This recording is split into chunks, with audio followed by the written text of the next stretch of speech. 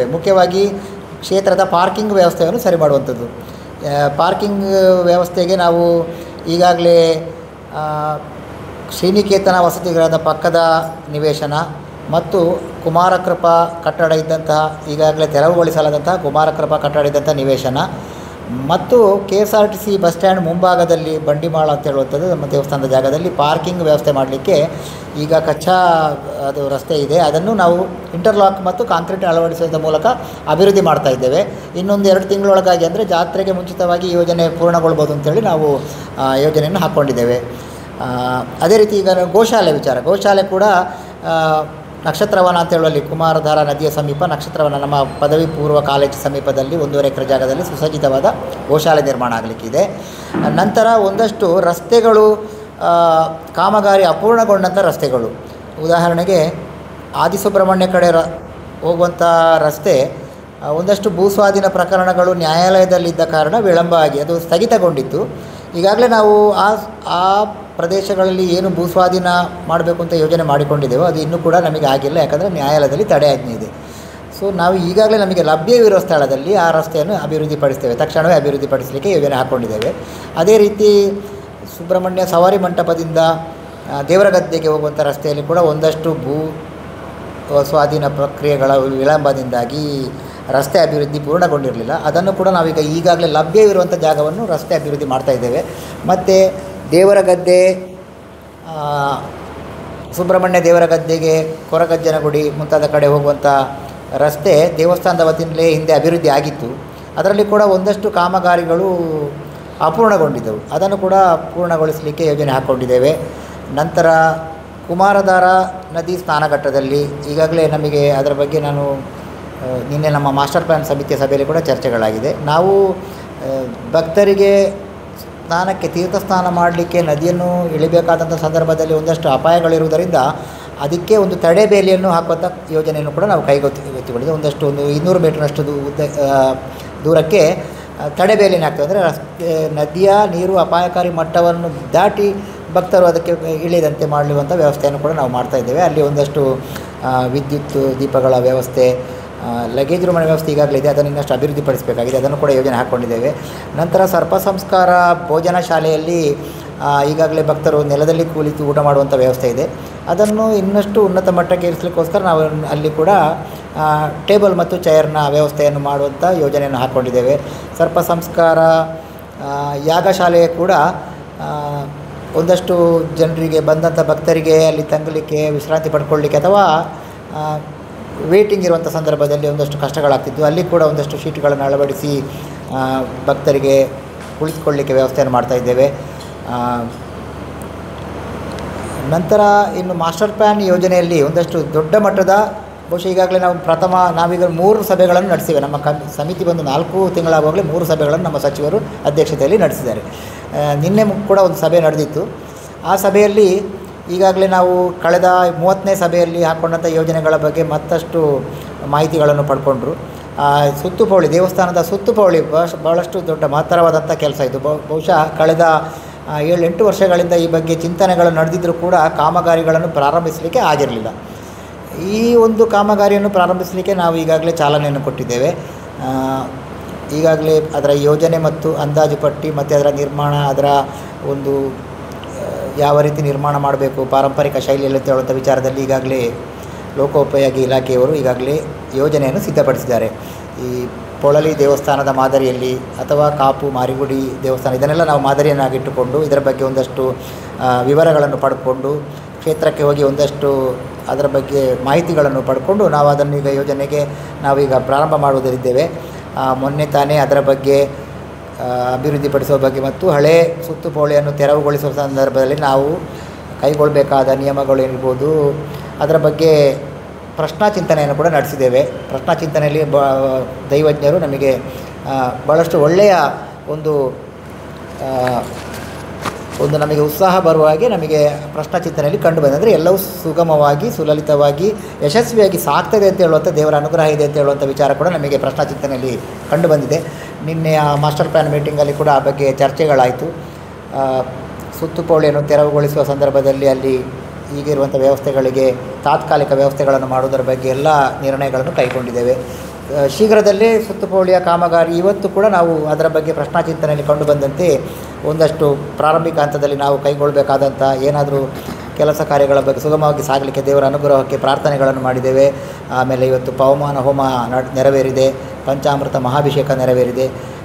ಎಲ್ಲ ಧಾರ್ಮಿಕ ವಿಧಿವಿಧಾನಗಳನ್ನು ಹಂತ ಹಂತವಾಗಿ ನಡೆಸಿಕೊಂಡು ಯಾವುದೇ ಕಟ್ಟುಪಾಡುಗಳಿಗೆ ಸಂಪ್ರದಾಯಗಳಿಗೆ ಭಂಗವಾಗದ ರೀತಿಯಲ್ಲಿ ನಡೆಸ್ಕೊಂಡು ಹೋಗಲಿಕ್ಕೆ ನಾವು ಪ್ರಯತ್ನಗಳನ್ನು ಮಾಡ್ತಾ ಇದ್ದೇವೆ.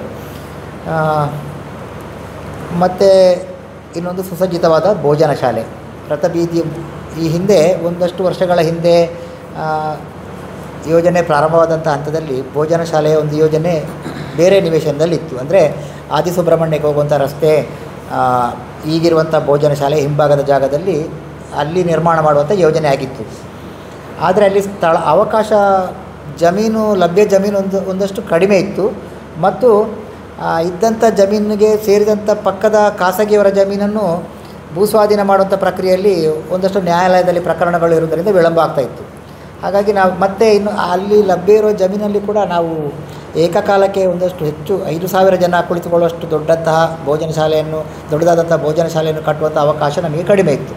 ಆದ ಕಾರಣ ನಾವು ಆ ಯೋಜನೆಯನ್ನು ಯೋಜನೆಯನ್ನು ಕೈಬಿಟ್ಟದಲ್ಲ, ಆ ಜಾಗದಲ್ಲಿ ಕಟ್ಟುವ ಯೋಜನೆಯನ್ನು ಕೈಬಿಟ್ಟು ಬೇರೆ ದೇವಸ್ಥಾನದ್ದೇ ಬೇರೆ ನಿವೇಶನದಲ್ಲಿ ಅಂದರೆ ರಥಬೀದಿಗೆ ಸಮಾಂತರವಾಗಿರುವಂತಹ ಪಕ್ಕದ ನಿವೇಶನದಲ್ಲಿ ನಾವು ಸುಸಜ್ಜಿತವಾದ 5,000 ಜನ ಏಕಕಾಲದಲ್ಲಿ ಕುಳಿತುಕೊಳ್ಬಹುದಂತಹ ಭೋಜನ ಶಾಲೆ ಮತ್ತು ಪಾಕಶಾಲೆ ಎಲ್ಲ ಸುಸಜ್ಜಿತವಾದಂಥ ನಾವು ಬಹುಶಃ ಅದನ್ನು ಧರ್ಮಸ್ಥಳ ದೇವಸ್ಥಾನದಲ್ಲಿ ಯಾವ ರೀತಿ ಎಲ್ಲ ಇದೆ ನಾವು ಅದನ್ನೆಲ್ಲ ನೋಡ್ಕೊಂಡು ಬಂದಿದ್ದೇವೆ. ಅದೇ ಮಾದರಿಯಲ್ಲಿ ಆಧುನಿಕ ಸೌಲಭ್ಯ ಇರುವಂಥ ತಂತ್ರಜ್ಞಾನಗಳಿರುವಂಥ ಯಂತ್ರಗಳಿರುವಂಥ ಒಂದು ಭೋಜನ ಶಾಲೆ ನಿರ್ಮಾಣ ಮಾಡಲಿಕ್ಕೆ ಹೆಚ್ಚು ಕಡಿಮೆ 100 ಕೋಟಿ ಅಂದಾಜು ಮೊತ್ತ ಅಂತೇಳಿ ಹೇಳ್ಬೋದು. ಅದಕ್ಕೆ ಅದು ಕೂಡ ಯೋಜನೆ ಮತ್ತು ನಕಾಶೆ ಸಿದ್ಧಗೊಳ್ತಾ ಇದೆ. ಪಾರಂಪರಿಕ ರಥಬೀದಿಯ ವಿಚಾರದಲ್ಲಿ ಕೂಡ ನಾವು ಒಂದಷ್ಟು ಭೂಸ್ವಾಧೀನ ಪ್ರಕ್ರಿಯೆಗಳು ವಿಳಂಬವಾಗಿದೆ ಮತ್ತು ಅದನ್ನು ಭೂಸ್ವಾಧೀನ ಪ್ರಕ್ರಿಯೆಗಳು ಯಾವುದು ನ್ಯಾಯಾಲಯದಲ್ಲಿದೆ ಅದನ್ನು ಆ ಜಾಗವನ್ನು ಬಿಟ್ಟು ಉಳಿದ ಜಾಗದಲ್ಲಿ ನಾವು ನಮ್ಮ ಕಾಮಗಾರಿಗಳನ್ನು ಯೋಜನೆಗಳನ್ನು ಪ್ರಾರಂಭ ಮಾಡ್ಬೋದು ಅಂತೇಳುವಂಥ ತೀರ್ಮಾನಕ್ಕೆ ನಿನ್ನೆ ನಡೆದ ಸಭೆಯಲ್ಲಿ ನಾವು ಎಲ್ಲ ಬಂದಿದ್ದೇವೆ. ಈ ಬಗ್ಗೆ ಸಚಿವರ, ಮಾನ್ಯ ಆಯುಕ್ತರ ಮತ್ತು ಎಲ್ಲ ಮಾಸ್ಟರ್ ಪ್ಲ್ಯಾನ್ ಸಮಿತಿಯ ಸದಸ್ಯರ ಸಲಹೆ ಸೂಚನೆಗಳನ್ನು ಕೂಡ ಪಡೆದುಕೊಳ್ಳಲಾಗಿದೆ.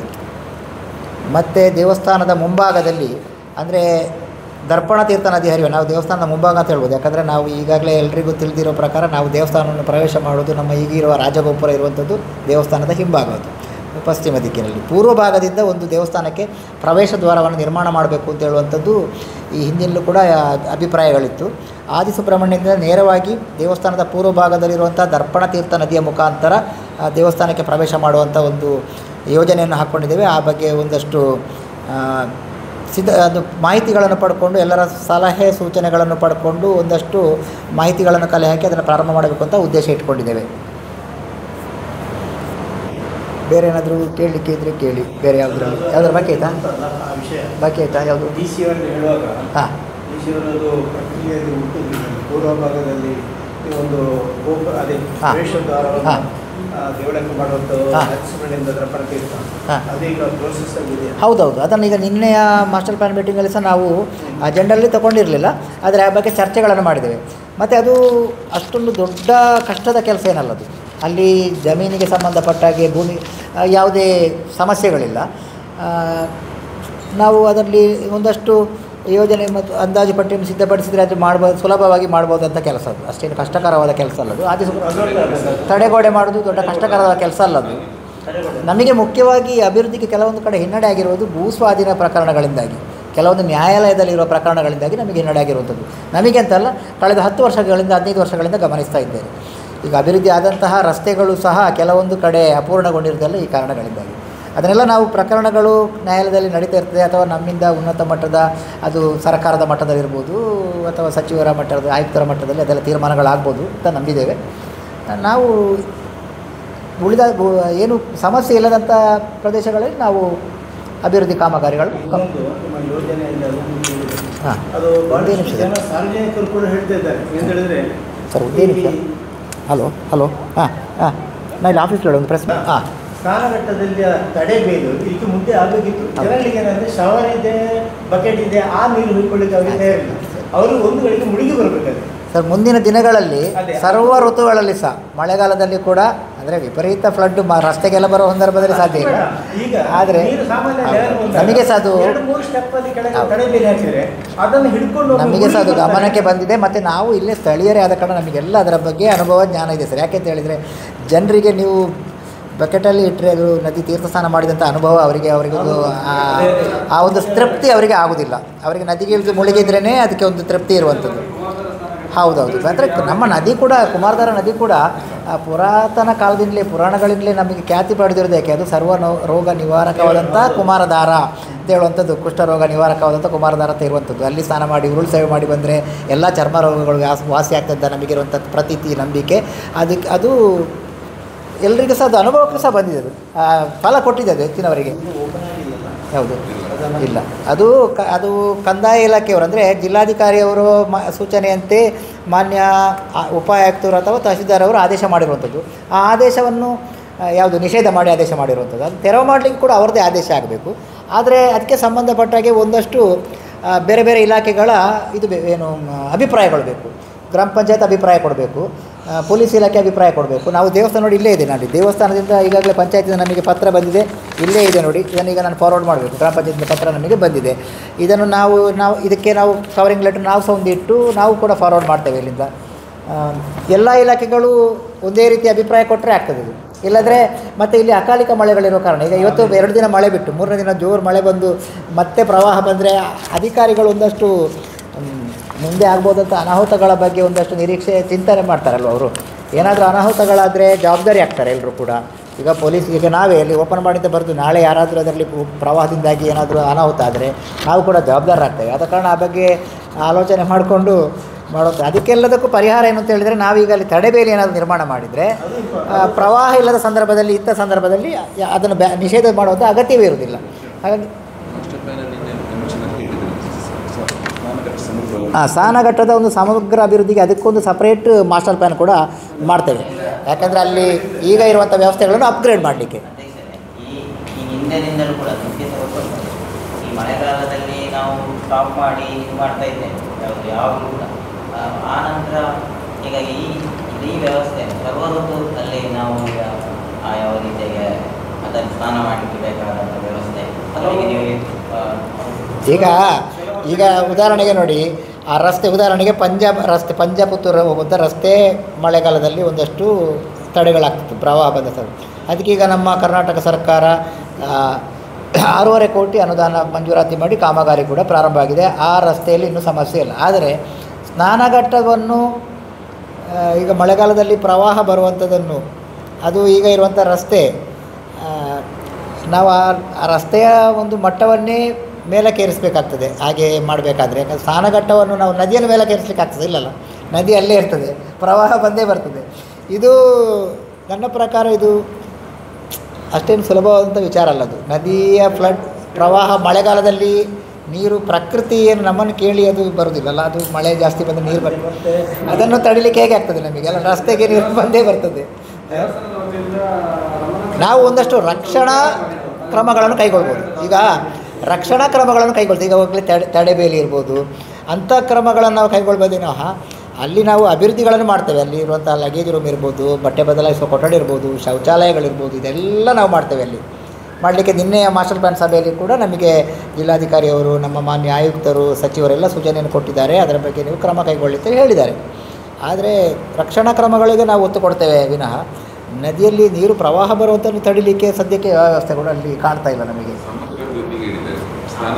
ಸಮಗ್ರ ಅಭಿವೃದ್ಧಿ ಈಗ ಗೌರ್ಮೆಂಟ್ ಬಸ್ ಸ್ಟ್ಯಾಂಡ್ ಬಸ್ ಹೊರಟ್ರೆ ಅದು ಸೀದಾ ಹೊರಟು ಕಾಸುಗಟ್ಟೆಯಾಗಿ ಮಂಗಳೂರಿಗೆ ಹೋಗುತ್ತೆ.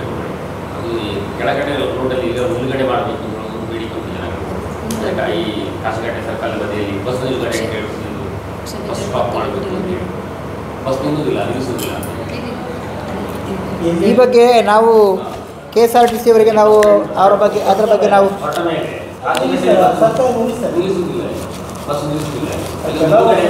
ಸರಿ ಸೂಚನೆಯನ್ನು ಕೊಡು ಅವರಿಗೆ, ಯಾತ್ರಿಕರಿಗೆ ಅನುಕೂಲ ಆಗುವ ಹಾಗೆ. KSRTC ಅವರಿಗೆ ನಾಳೆ ನಾವು ಒಂದು ಮೌಖಿಕವಾದ ಸೂಚನೆಯನ್ನು ಕೊಡ್ತೇವೆ. ಬಹುಶಃ ಇದೆಲ್ಲ ನಾವು ಮೌಖಿಕವಾದ ಸೂಚನೆಯನ್ನು ಕೊಟ್ಟು ಮಾಡಿಸ್ಬೋದಂಥ ವಿಚಾರಗಳಿದೆಲ್ಲ. ನಾನು ಮಾತಾಡ್ತೇನೆ ಅವರಿಗೆ, ಟಿ ಅವರೊಟ್ಟಿಗೆ.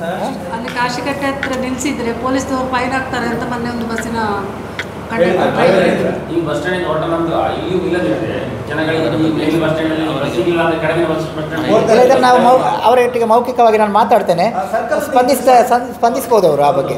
ಜನಗಳ ಬೇಡಿಕೆಗೆ ಸ್ಪಂದಿಸಲೇಬೇಕು. ಸಾರ್ವಜನಿಕ ಸೇವೆಯಲ್ಲಿ ಇರುವಾಗ, ಅದು ಜನಗಳ ಸೇವೆಯಲ್ಲಿ ಇರುವಾಗ ಜನಗಳ ಬೇಡಿಕೆಗೆ ಸ್ಪಂದಿಸಲೇಬೇಕು. ಇದೆಲ್ಲ ಸಣ್ಣ ಪುಟ್ಟ ವಿಚಾರ ಮಾಡಿ ಅವ್ರ ಹೊರತು ನನಗೆ ಭರವಸೆ ಇದೆ ಆ ಥರ ಮಾಡಿಸ್ಕೊಂಡು. ಶೌಚಾಲಯ ಅದು ನಾನು ಹೇಳಲಿಕ್ಕೆ ಮರೆತು ಬಿಟ್ಟೆ. ಈಗಾಗಲೇ 4 ಶೌಚಾಲಯ ಬ್ಲಾಕ್ಗಳದ್ದು ಯೋಜನೆ ಮತ್ತು ಅಂದಾಜು ಪಟ್ಟಿ ಅಂತಿಮಗೊಂಡು ಟೆಂಡರ್ ಹಂತದಲ್ಲಿದೆ. ಅದು ಒಂದು ಶೌಚಾಲಯ KSRTC ಬಸ್ ಸ್ಟ್ಯಾಂಡ್ ಮುಂಭಾಗದ ಬಂಡಿವಾಳ ಅಂತ ನಿವೇಶನ ಇದೆಯಲ್ಲ, ಬೈಪಾಸ್ ಮತ್ತು ನಮ್ಮ ಈ ಕಡೆ ಬರುವಂಥ ರಸ್ತೆಯ ಮಧ್ಯದಲ್ಲಿರುವಂಥ ಜಾಗದಲ್ಲಿ ಒಂದು ಪೋಸ್ಟ್ ಆಫೀಸ್, ಅಂಚೆ ಕಚೇರಿಯ ಎದುರುಗಡೆ ಇರುವಂಥ ನಿವೇಶನದಲ್ಲಿ ಒಂದು ಶೌಚಾಲಯ ನಿರ್ಮಾಣ ಆಗ್ತದೆ. ಅದು ಯಾವ ಮಾದರಿ ಅಂತ ಹೇಳಿದರೆ, ಈಗಾಗಲೇ ತಾವು ಆದಿಸುಬ್ರಹ್ಮಣ್ಯ ದೇವಸ್ಥಾನದ ಪಕ್ಕದಲ್ಲಿ ಒಂದು ಶೌಚಾಲಯ ಇದೆಯಲ್ಲ, ಅದೇ ಮಾದರಿಯಲ್ಲಿ ಹೆಚ್ಚು ಕಡಿಮೆ 25ರಿಂದ 30 ಲಕ್ಷ ರೂಪಾಯಿ ಒಂದು ಶೌಚಾಲಯ ಬ್ಲಾಕ್. ಈಗ ಅಂಥದ್ದು 4. ಒಂದು ಆದಿಸುಬ್ರಹ್ಮಣ್ಯದಲ್ಲಿ ಅನಗ ಗೆಸ್ಟ್ ಹೌಸ್ ಪಕ್ಕ, ಅನಗ ಗೆಸ್ಟ್ ಹೌಸ್ನ ಪಕ್ಕದ ಜಾಗದಲ್ಲಿ ನಿರ್ಮಾಣ ಆಗ್ತದೆ. ಇನ್ನೊಂದು KSRTC ಬಸ್ ಸ್ಟ್ಯಾಂಡ್ ಪಕ್ಕ ಈಗಾಗಲೇ ನಾವು ಅದೊಂದು ಹೇಳಲಿಕ್ಕೂ ಮರೆತು ಬಿಟ್ಟೆ, ಎರಡು ಆಟೋ ರಿಕ್ಷಾ ಸ್ಟ್ಯಾಂಡ್ಗಳನ್ನು ನಾವು ನಿರ್ಮಾಣ ಮಾಡ್ತಾ ಇದ್ದೇವೆ. ಈಗಾಗಲೇ ನಿರ್ಮಾಣ ಅಂತಿಮ ಹಂತದಲ್ಲಿದೆ. ಇನ್ನೊಂದು ತಿಂಗಳಲ್ಲಿ ಬಹುಶಃ ಅದು ಜನರ ಸೇವೆಗೆ ಲಭ್ಯ ಆಗ್ಬೋದು. KSRTC ಬಸ್ ಸ್ಟ್ಯಾಂಡ್ ಪಕ್ಕದಲ್ಲಿ ಇನ್ನೊಂದು ಶೌಚಾಲಯದ ಬ್ಲಾಕ್ ನಿರ್ಮಾಣ ಆಗ್ತದೆ.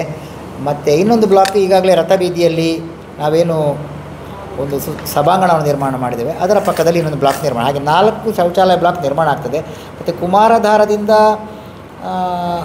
ಸುಬ್ರಹ್ಮಣ್ಯ ತನಕ, ದೇವಸ್ಥಾನದ ತನಕ, ಅಂದರೆ ಕಾಶಿಕಟ್ಟೆ ತನಕ ನೀವು ಹೇಳೋದು ಶೌಚಾಲಯಗಳಿಲ್ಲ ಅಂತ ಹೇಳುವಂಥ ವಿಚಾರದಲ್ಲಿ ಬಹುಶಃ ಕುಮಾರಧಾರ ಸ್ನಾನಘಟ್ಟದಲ್ಲಿ ಶೌಚಾಲಯಗಳಿದೆ, ಸಾಕಷ್ಟು ಇದೆ. ಬೇಕಿದ್ರೆ ಅದನ್ನು ಇನ್ನೂ ಕೂಡ ಅಪ್ಗ್ರೇಡ್ ಮಾಡ್ಬೋದು, ಉನ್ನತ ಮಟ್ಟದಲ್ಲಿ ಮಾಡ್ಬೋದು ಅದನ್ನು ಕೂಡ. ಅದು ಬಂದ ನಂತರ ಶೌಚಾಲಯ ನಿರ್ಮಾಣ ಮಾಡಬೇಕಾ ಬೇಡ ಅಂತ ಹೇಳುವಂಥ ವಿಚಾರದಲ್ಲಿ ನಾವೇನು ತೀರ್ಮಾನಗಳನ್ನು ಕೈಗೊಂಡಿಲ್ಲ. ಜನರ ಬೇಡಿಕೆಗೆ ಅನುಗುಣವಾಗಿ ಜನರಿಗೆ, ಭಕ್ತರಿಗೆ ಅದು ಅನುಕೂಲ ಅಂತ ಕಂಡ್ರೆ ಖಂಡಿತವಾಗಿ ಸಹ ಮುಂದಿನ ದಿನಗಳಲ್ಲಿ ಮಾಡ್ತೇವೆ. ಯಾಕಂದರೆ ನಮಗೆ ಬೇಕಾದಷ್ಟು ಸ್ಥಳಾವಕಾಶ ಇದೆ, ನಮ್ಮದು ದೇವಸ್ಥಾನದ ಜಾಗ ಇದೆ.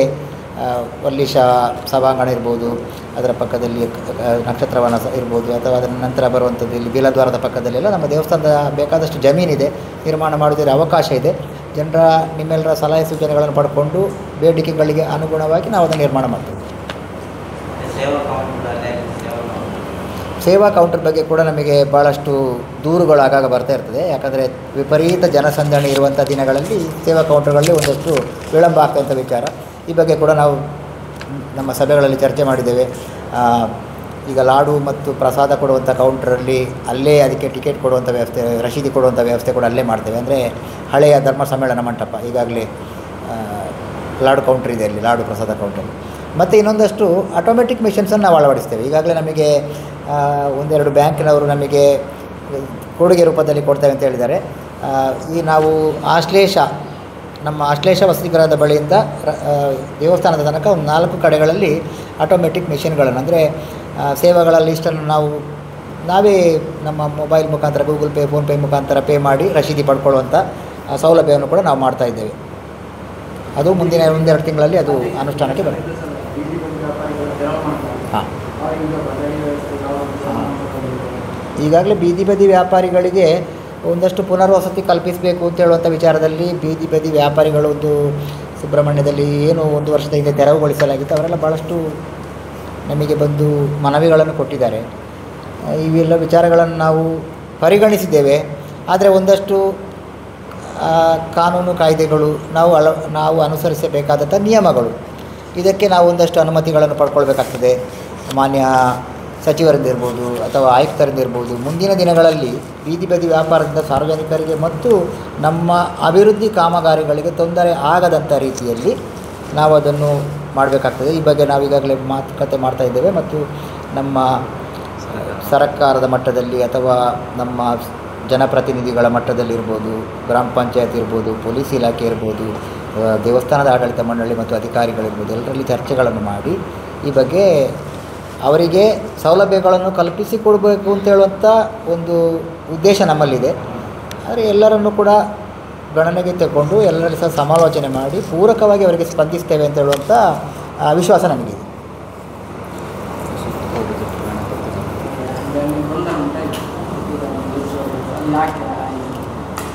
ಈಗ ಈ ಪಾವತಿ ಮಾಡಿ ವಾಹನ ನಿಲುಗಡೆ ಮಾಡುವಂತಹ ವಿಚಾರ ಬಹುಶಃ ನಾವು ಅಧಿಕಾರ ಸ್ವೀಕಾರ ಮಾಡಲಿಕ್ಕೆ ಒಂದು 6 ತಿಂಗಳ ಹಿಂದೆ ಆದಂಥ ಒಂದು ಟೆಂಡರ್ ಅದು. ಆಡಳಿತಾಧಿಕಾರಿಯವರು ಇದ್ದಾಗ ಆ ಸಂದರ್ಭದಲ್ಲಿ ಆದಂಥ ನಿರ್ಣಯ ಅದು ಒಂದಷ್ಟು ಏನು ಅನುಮೋದನೆಯ ಪ್ರಕ್ರಿಯೆಗಳು ಜಿಲ್ಲಾಧಿಕಾರಿ ಅಥವಾ ಸರ್ಕಾರದ ಮಟ್ಟಕ್ಕೆ ಹೋಗಿ ಅನುಮೋದನೆಗೊಂಡು ಮೊನ್ನೆ ಆದೇಶ ಬಂತು, ಅದು ಮಾಡಬೇಕು ಅಂತ ಹೇಳುವಂಥ ಆದೇಶ ಬಂತು. ನಾವು ಏನು ನಿಗದಿಪಡಿಸಿದ್ದೇವೆ ಅದರಲ್ಲಿ ದೇವಸ್ಥಾನ ಏನು ದರಗಳನ್ನು ನಿಗದಿಪಡಿಸಿದ್ದಾರೆ ವಾಹನಗಳಿಗೆ, ಅದು ಬಹುಶಃ ಬೇರೆ ಪ್ರವಾಸಿ ಕ್ಷೇತ್ರಗಳಿಗಿರ್ಬೋದು ಅಥವಾ ಬೇರೆ ಎಲ್ಲ ಪ್ರವಾಸಿ ತಾಣಗಳಿಗೆ ಹೋಲಿಸಿದರೆ ಅದೇನು ಅಷ್ಟೇನು ಹೆಚ್ಚಾಗಿಲ್ಲ, ಕಡಿಮೆ ಇದೆ. ಆದರೆ ಪ್ರಾರಂಭಿಕ ಹಂತದಲ್ಲಿ ಇಷ್ಟ ತನಕ ಉಚಿತವಾಗಿದ್ದಂಥ ಸೌಲಭ್ಯಕ್ಕೆ ಒಂದಷ್ಟು ಶುಲ್ಕ ವಿಧಿಸುವ ವಿಚಾರವಾಗಿ ಕೆಲವರಿಗೆ ಅಸಮಾಧಾನಗಳಾಗಿರ್ಬೋದು ಅಥವಾ ಕೆಲವರಿಗೆ ಗೊಂದಲಗಳು ಸಹ ಆಗಿರ್ಬೋದು. ಇದು ನಮಗೆ ದೇವಸ್ಥಾನಕ್ಕೆ ಕೂಡ ಈಗ ನಾವು ನೋಡಿ, ನಾವು ಇದೊಂದು ದೇವಸ್ಥಾನ ಮತ್ತು ಒಂದು ಸಂಸ್ಥೆ ಅಂತ ಹೇಳುವಂಥ ದೃಷ್ಟಿಯಿಂದ ನೋಡೋದಾದರೆ ನಾವು ಆದಾಯ ಮತ್ತು ಖರ್ಚನ್ನು ಸರಿದೂಗಿಸಿಕೊಂಡು ಹೋಗಬೇಕಾಗ್ತದೆ. ಈಗಾಗಲೇ ನಾವು ಹಲವಾರು ಯೋಜನೆಗಳನ್ನು ವಾರ್ಷಿಕ 100 ಕೋಟಿ ರೂಪಾಯಿಗಳನ್ನು ಖರ್ಚು ಮಾಡುವಂಥದ್ದು. ಆ ಸಂದರ್ಭದಲ್ಲಿ ನಮಗೆ ಬರುವಂಥ ಆದಾಯದ ಬಗ್ಗೆ ಕೂಡ ನಾವು ಗಮನ ಹರಿಸಬೇಕಾಗ್ತದೆ. ಈಗಾಗಲೇ ನಮಗೆ ಈ ಒಂದು ಶುಲ್ಕ ವಿಧಿಸಿ ವಾಹನ ನಿಲುಗಡೆ ಮಾಡುವಂತಹ ಒಂದು ವ್ಯವಸ್ಥೆಯಿಂದ ಒಂದು 80 ಲಕ್ಷದಷ್ಟು ನಮಗೆ ಸರ್ಕಾರಕ್ಕೆ ಆದಾಯ ಬಂದಿದೆ. ಮತ್ತು ನಾವು ವಿಪರೀತ ಮಿತಿಮೀರಿ ಶುಲ್ಕ ಏನು ಇಟ್ಟಿಲ್ಲ ಅಂತ ನನಗೆ ಅನ್ನಿಸ್ತಾ ಇದೆ.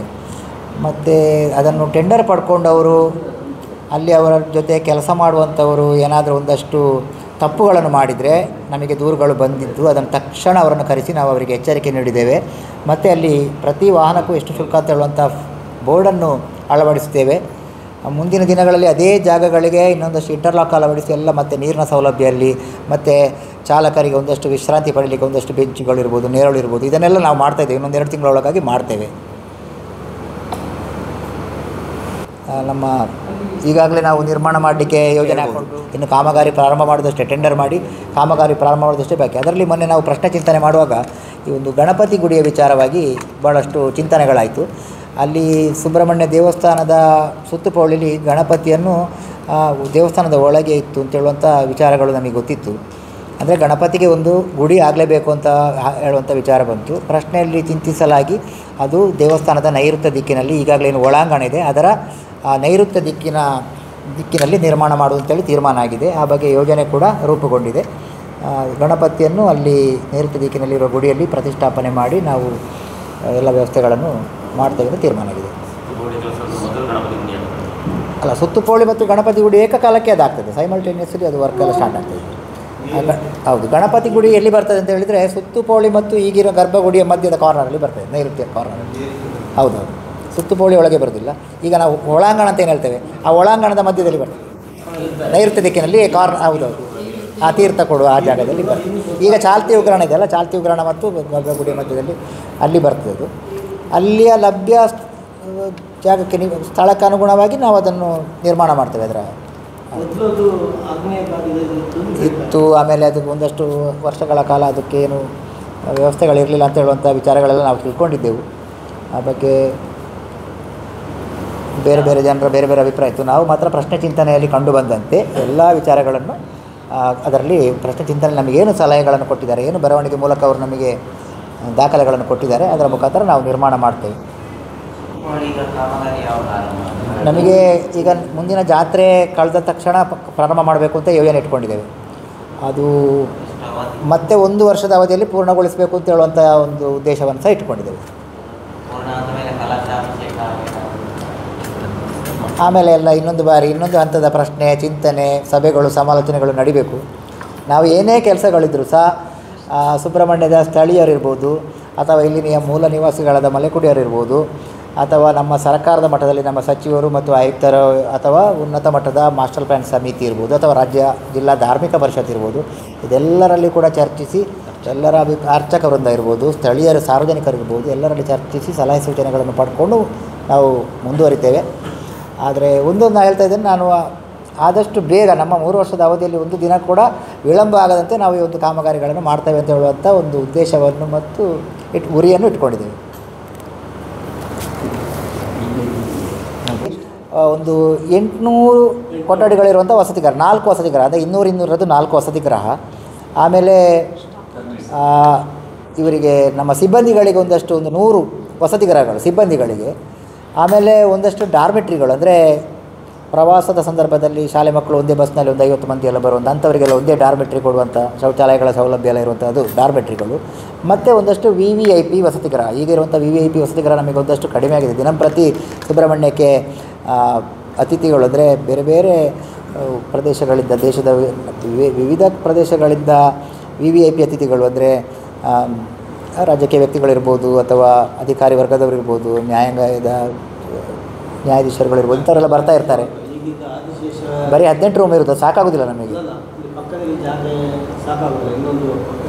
ಇಲ್ಲ, ಇಂಜಾಡಿ ತೋಟದಲ್ಲಿ ಬೇಕಾದಷ್ಟು ಜಾಗ ಇದೆ, ಅಲ್ಲಿ ಒಳ್ಳೆ ಜಾಗ.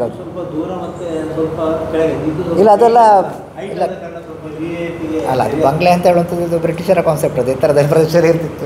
ಈಗ ಆ ಥರ ಇಲ್ಲ, ನಾವು ಲಭ್ಯ ಜಾಗದಲ್ಲೇ ಅದನ್ನು ನಾವು ನಿರ್ಮಾಣ ಮಾಡ್ತೇವೆ, ಬಟ್ ವ್ಯವಸ್ಥಿತವಾಗಿ ನಿರ್ಮಾಣ ಮಾಡ್ತೇವೆ. ಮತ್ತು ಇನ್ನೊಂದು ರಥಬೀದಿ ಆಗುವಾಗ, ರಥಬೀದಿಯ ಪಾರಂಪರಿಕ ಕಟ್ಟಡ ಆಗುವಾಗ, ಡೈನಿಂಗ್ ಹಾಲ್ ಆಗುವಾಗ ಸಹ ಅದರಲ್ಲಿ ಒಂದಷ್ಟು VVIP ಅತಿಥಿಗಳನ್ನು ಕೂಡ ಅಳವಡಿಸ್ಕೊಳ್ತೇವೆ ಅದರಲ್ಲಿ. ಯಾಕಂದರೆ ದೇವಸ್ಥಾನಕ್ಕೆ ತಕ್ಷಣ ಬಂದು ಹೋಗುವವರಿಗಾಗಿ, ತಂಗುವವರಿಗೆಲ್ಲ ತಕ್ಷಣ ಬಂದು ಒಂದಷ್ಟು ಬಟ್ಟೆ ಬದಲಾಯಿಸಿ ಫ್ರೆಶ್ ಅಪ್ ಆಗಿ ದೇವರ ದರ್ಶನ ಮಾಡ್ಕೊಂಡು ಹೋಗುವವರಿಗೆ ಇಲ್ಲಿ ದೇವಸ್ಥಾನದ ಅತಿ ಸಮೀಪದಲ್ಲಿ ಕೂಡ ನಿರ್ಮಾಣ ಮಾಡುವಂಥ ಯೋಜನೆ ಇದೆ. ಎಲ್ಲವನ್ನು ಸಹ ಶೀಘ್ರದಲ್ಲೇ ಈಗಿರುವಂಥ ನಮ್ಮ ಸರ್ಕಾರ, ನಮ್ಮ ಮಾಸ್ಟರ್ ಪ್ಲ್ಯಾನ್ ಸಮಿತಿ ಅಥವಾ ರಾಜ್ಯ ಧಾರ್ಮಿಕ ಪರಿಷತ್ ಇರ್ಬೋದು, ಎಲ್ಲರೂ ಕೂಡ ಈ ಹಿಂದೆ ಇದ್ದದಕ್ಕಿಂತ ಒಂದಷ್ಟು ಆ್ಯಕ್ಟಿವ್ ಆಗಿ ಕೆಲಸ ಮಾಡ್ತಾಯಿದೆ ಅಂತ ನನ್ನ ಅನಿಸಿಕೆ. ನಾವು ಕೂಡ ಹೌದು, ಇನ್ನೊಂದು ವ್ಯಾಪಾರ ಸಂಕೀರ್ಣ ಕೂಡ ನಿರ್ಮಾಣ ಮಾಡುವಂಥ, ಯಾಕಂದರೆ ಸುಬ್ರಹ್ಮಣ್ಯದಲ್ಲಿ ಹಲವಾರು ಕಟ್ಟಡಗಳನ್ನು ತೆರವು ಮಾಡಿದೆ ಈಗ ಈ ಹಿಂದಿನ 2-3 ವರ್ಷದಲ್ಲಿ.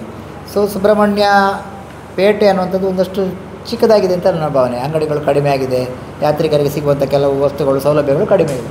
ಹಾಗಾಗಿ ಇನ್ನೊಂದಷ್ಟು ವ್ಯಾಪಾರ ಸಂಕೀರ್ಣವನ್ನು ನಿರ್ಮಾಣ ಮಾಡಿ ಒಂದು 50ರಷ್ಟು ಅಂಗಡಿಗಳು, ಕೋಣೆಗಳನ್ನು ಮಾಡಿ ಅದರಲ್ಲಿ ಕೂಡ ಒಂದಷ್ಟು ವಸತಿಗಳು ಬರುವಾಗೆ ಮಾಡಿ ನಾವು ಈಗಾಗಲೇ ಅದನ್ನು ಯೋಜನೆ ಹಾಕ್ಕೊಂಡಿದ್ದೇವೆ. ತಾತ್ಕಾಲಿಕ ಅಲ್ಲಿ ನಮ್ಮದು ಇಲ್ಲ ಕಮರ್ಷಿಯಲ್ ಕಾಂಪ್ಲೆಕ್ಸ್ ಅಲ್ಲಿ ಮಾಡೋದಿಲ್ಲ. ಅಲ್ಲಿ ಪಾರಂಪರಿಕ ರಥಬೀದಿ ಬರ್ತದೆ, ಅದರ ಪಕ್ಕ ಡೈನಿಂಗ್ ಹಾಲ್ ಬರ್ತದೆ. ಅಲ್ಲಿ ತನಕ 5,000 ಜನ ಕೂತ್ಕೊಳ್ಳೋ ಡೈನಿಂಗ್ ಹಾಲ್ ಅಲ್ಲಿ ಬರ್ತದೆ. ಮತ್ತು ಇನ್ನೊಂದು ತ್ಯಾಜ್ಯ ಘಟಕ, ಘನತ್ಯಾಜ್ಯ ಘಟಕ ಮಾಡಬೇಕು ಅಂತೇಳಿ ನಾವು ಭಾಳಷ್ಟು ಪ್ರಯತ್ನ ಮಾಡ್ತಾಯಿದ್ದೇವೆ. ಈಗಾಗಲೇ ನಮಗೆ ಒಂದಷ್ಟು 46 ಸೆಂಟ್ಸ್ನಷ್ಟು ಈಗ ಘನತ್ಯಾಜ್ಯ ಘಟಕ ಎಲ್ಲ ಮಾಡೋದಿದ್ರೆ ನಾವು ಅದನ್ನು ನಾವು ಅಭಿವೃದ್ಧಿ ಕಾಮಗಾರಿಗಳನ್ನು ಕೈಗೊಂಡಿದ್ದೇವೆ, ವಸತಿಗೃಹ ಇರ್ಬೋದು, ಅಂಥ ಜಾಗದಲ್ಲಿ ಮಾಡಲಿಕ್ಕೆ ಆಗೋದಿಲ್ಲ. ಅದು ಒಂದಷ್ಟು ದುರ್ವಾಸನೆ ಬರುವಂತೆಲ್ಲ ಪ್ರದೇಶ ಆಗಿರ್ತದೆ. ಹಾಗಾಗಿ ಅದನ್ನೆಲ್ಲ ಬಿಟ್ಟು ನಮಗೊಂದು 46 ಸೆಂಟ್ಸ್ ಜಾಗ ಇಂಜಾಡಿ ತೋಟದ ಪಕ್ಕದಲ್ಲಿ ಸರ್ಕಾರ ನಮಗೆ ಮಂಜೂರು ಮಾಡಿದೆ. ಆದರೆ 46 ಸೆಂಟ್ಸ್ ಜಾಗ ನಮಗೆ ಸಾಕಾಗೋದಿಲ್ಲ ಅಂತ ದೃಷ್ಟಿಯಿಂದ ಇನ್ನೊಂದು 2 ಎಕರೆ ಕೊಡಬೇಕು, ಅಲ್ಲೇ ಸರ್ಕಾರ ಜಾಗ ಕೊಡಬೇಕು ಅಂತ ನಾವು ಬರ್ಕೊಂಡಿದ್ದೇವೆ. ಅದು ಶೀಘ್ರದಲ್ಲೇ ನಮಗೆ ಮಂಜೂರಾಗಿ ಬರ್ಬೋದು ಅಂತ ಹೇಳುವಂಥ ವಿಶ್ವಾಸ ಇದೆ. ಬಂದ ತಕ್ಷಣ ನಾವು ದೇವಸ್ಥಾನಕ್ಕೆ ಪ್ರತ್ಯೇಕವಾಗಿ ಒಂದು ತ್ಯಾಜ್ಯ ಘಟಕ, ತ್ಯಾಜ್ಯ ವಿಲೇವಾರಿ ಘಟಕ ಮಾಡ್ತಾ ಇದ್ದೇವೆ. ಮತ್ತು ಇನ್ನೊಂದು ನಮ್ಮದು ಇಲ್ಲಿಂದ ಒಂದು 8 ಕಿಲೋಮೀಟ್ರ್ ದೂರದಲ್ಲಿ ಕುಮಾರ ಪರ್ವತದ ಕಡೆಯಲ್ಲಿ 5 ಕಿಲೋಮೀಟ್ರ್ ದೂರದಲ್ಲಿ 8 ಎಕರೆ ಜಾಗ ಇದೆ ಕುಮಾರ ಪರ್ವತ ಕಾಡಿನ ಮಧ್ಯದಲ್ಲಿ. ಅದು ಅನಾದಿ ಕಾಲದಿಂದಲೇ ದೇವಸ್ಥಾನದ ಹೆಸರಲ್ಲಿ ಇರುವಂಥ ಜಾಗ ಅದು. ಆ ಜಾಗ ನಮಗೆ ಯಾವುದೇ ಅಭಿವೃದ್ಧಿ ಮಾಡಲಿಕ್ಕೆ, ಯಾತ್ರಿಕರಿಗೆ, ಪ್ರವಾಸಿಗರಿಗೆ ಅನುಕೂಲ ಮಾಡಲಿಕ್ಕೆ ಅದರಲ್ಲಿ ನಮಗೆ ಆಗೋದಿಲ್ಲ. ಆದ ಕಾರಣ ನಾವು ಇಲ್ಲಿ ಅರಣ್ಯ ಇಲಾಖೆಯವರಿಗೆ ಆ ಜಾಗವನ್ನು ಮತ್ತು ಇದನ್ನು ನಾವು ಎಕ್ಸ್ಚೇಂಜ್ ಮಾಡಿಕೊಳ್ಳುವಂಥ ವಿಚಾರವಾಗಿ ಪತ್ರಗಳನ್ನು ಬರೆದಿದ್ದೇವೆ. ಅದು ನಾವು ಆನ್ಲೈನಲ್ಲಿ ಅಪ್ಲಿಕೇಶನ್ ಕೂಡ ಹಾಕಿದ್ದೇವೆ. ಈಗ ಮಂಜೂರಾಗಿ ತಕ್ಷಣ ಬರ್ಬೋದು ಅಂತ ಹೇಳುವಂಥ ವಿಶ್ವಾಸ ಇದೆ. ಬಂದರೆ ನಾವು ಇಲ್ಲಿ ಇಂಜಾಡಿ ಕಡೆ ಏನು ನಮ್ಮ ದೇವಸ್ಥಾನದ ಜಮೀನಿನ ಮುಂಭಾಗದಲ್ಲಿ ಅರಣ್ಯ ಪ್ರದೇಶ ಇದೆ, ಅದನ್ನು ನಾವು ಪಡ್ಕೊಂಡು ಆ ಜಾಗವನ್ನು ಕುಮಾರ ಪರ್ವತದ ಮೇಲಿರುವಂಥ 8 ಎಕರೆ ಜಾಗವನ್ನು ಅವರಿಗೆ ಬಿಟ್ಟುಕೊಡುವಂತಹ ಒಂದು ವಿನಿಮಯ ಮಾಡುವಂಥ ಯೋಜನೆ. ಅದು ಸರ್ಕಾರದ ನಿಯಮಗಳಲ್ಲಿ ಅದಕ್ಕೆ ಅವಕಾಶ ಇದೆ ಅಂತೇಳಿ ಆನ್ಲೈನಲ್ಲಿ ಅರ್ಜಿ ಹಾಕಲಿಕ್ಕೆ ಹೇಳಿದರೆ ಹಾಕಿದ್ದೇವೆ ಈಗಾಗಲೇ. ಈ ಇನ್ನೊಂದು ಎಸ್ಟಿಮೇಷನ್ ಮಾಡಿದೆ ಇಡೀ ಸುಬ್ರಹ್ಮಣ್ಯದ ಎಲೆಕ್ಟ್ರಿಫಿಕೇಶನ್ ಪವರ್ ಸ್ಟೇಷನ್, ಈಗ KVK ಪವರ್ ಸ್ಟೇಷನ್ ಇದೆಯಲ್ಲ, ಎಲ್ಲ ಯೋಜನೆ ಒಂದೇ ಕಡೆ. ದೇವಸ್ಥಾನಕ್ಕೆ ಬೇಕಾಗಿ ಪ್ರತ್ಯೇಕ ಒಂದು ಸಬ್ಸ್ಟೇಷನ್ ಮಾಡಬೇಕು ಅಂತ ಯೋಜನೆ ಇದೆ. ಅದಕ್ಕೆ 1 ಎಕರೆ ಜಾಗ ಬೇಕು ಅಂತೇಳಿ ಅವರು ಹೇಳಿದ್ದಾರೆ. ನಾವು ಆ ಜಾಗವನ್ನು ಗುರುತಿಸುವಂಥ ಪ್ರಯತ್ನದಲ್ಲಿದ್ದೇವೆ, ಎಲ್ಲಿ ಮಾಡ್ಬೋದು ಅಂತ. ಬಹುಶಃ ನಮ್ಮ ಮುಂದಿನ ಯೋಜನೆಯಲ್ಲಿ ಅದನ್ನು ಇಟ್ಕೊಳ್ತೇವೆ, ಅದನ್ನು ಸಭೆಗಳಲ್ಲಿ ಮಂಡಿಸ್ತೇವೆ, ಅಭಿಪ್ರಾಯಗಳನ್ನು ಪಡ್ಕೊಂಡು ಮುಂದಿನ ಮಾಡಿ.